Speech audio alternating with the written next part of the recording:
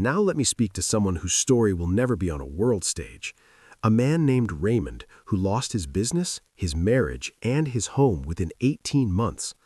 Not through recklessness, through a combination of economic circumstances beyond his control and the pressure that sustained financial crisis puts on a relationship until the relationship cannot hold.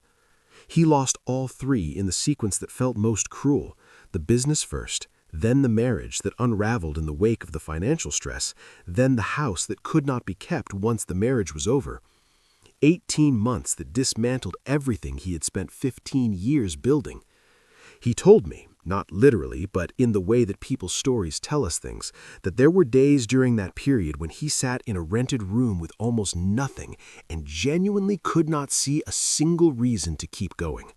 That the losses had accumulated into something that felt less like a setback and more like a verdict.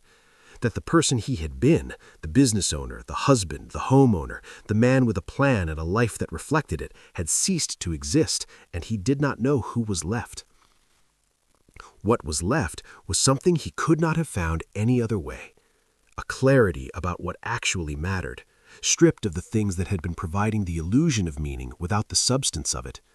A humility that made him capable of receiving help he would never have been able to accept when he had something to prove.